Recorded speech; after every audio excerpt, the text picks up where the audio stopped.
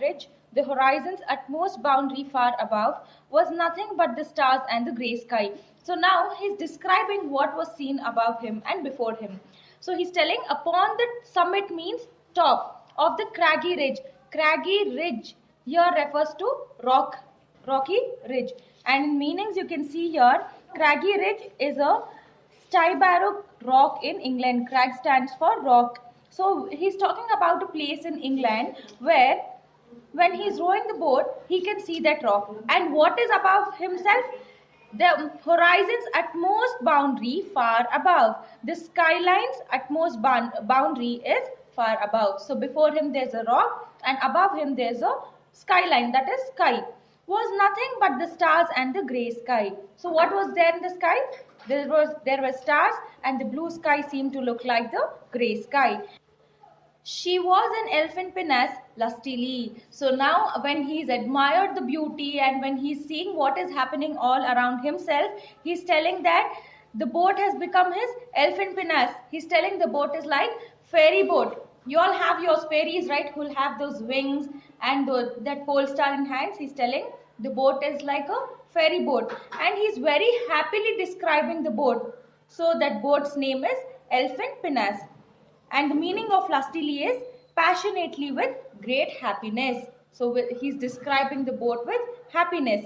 And as I dipped my oars into the silent lake. Now he's already described that the lake was very quiet, vacant without anybody. He started rowing his boat. Oars in the sense, long poles with flat ends which are used for rowing a boat. So you all are very familiar with it, right?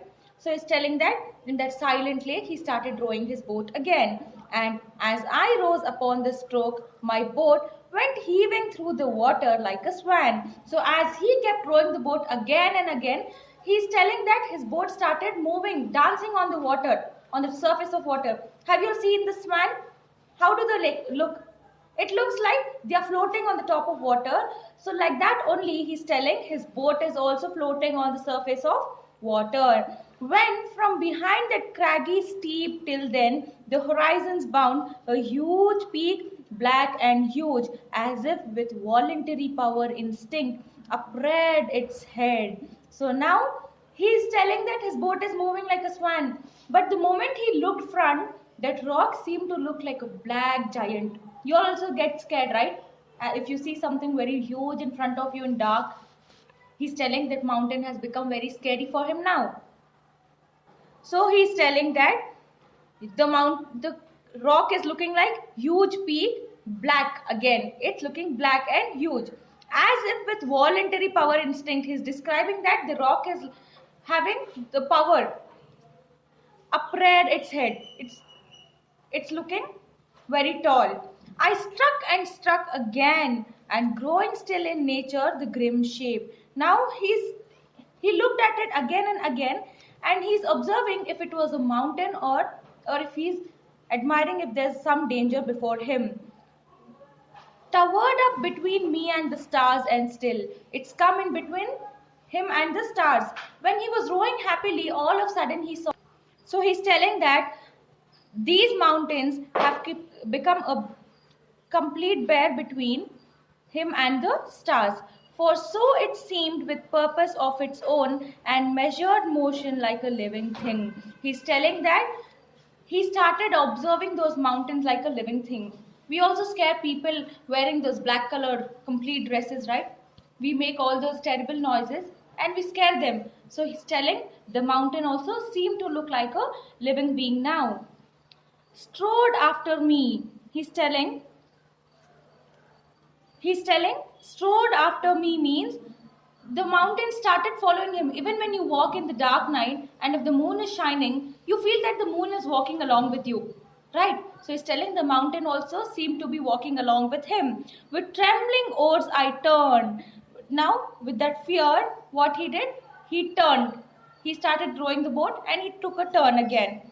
And through the silent water stole my way. What he did? And through the silent stream, he somehow found his way. Back to the covert of the willow tree. He's come back to the place where the boat was tied. There in her morning place, I left my bark.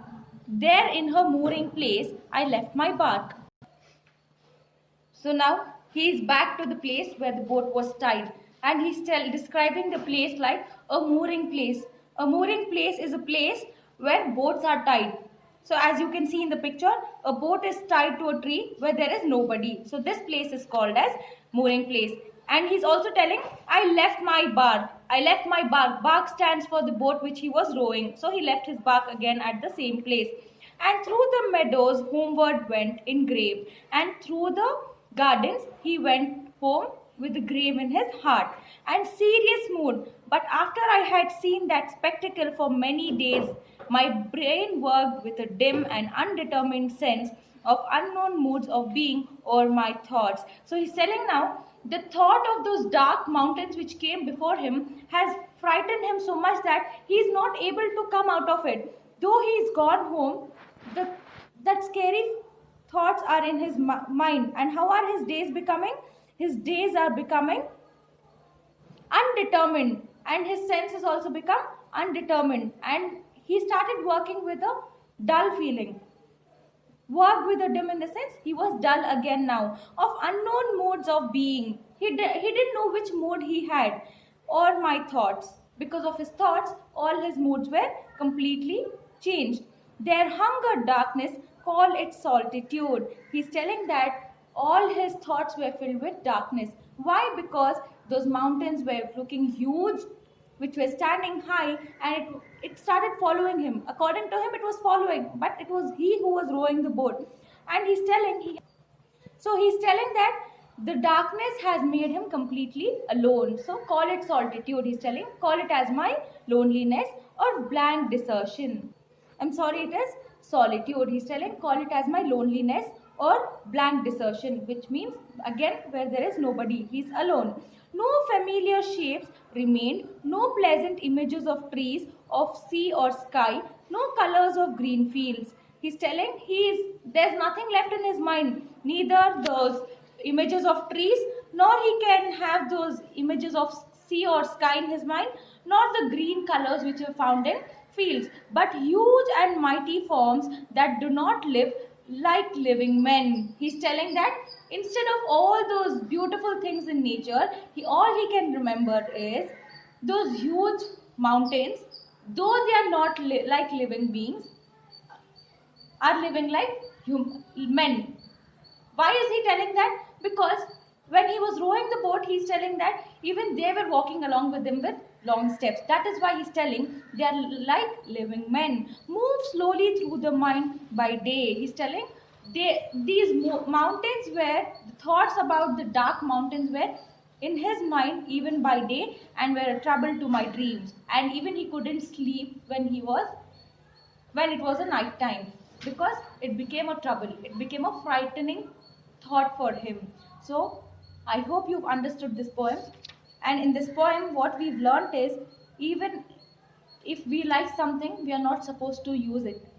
That is, stealing is not a good habit, and that too, we steal others' property. Got it? Thank you.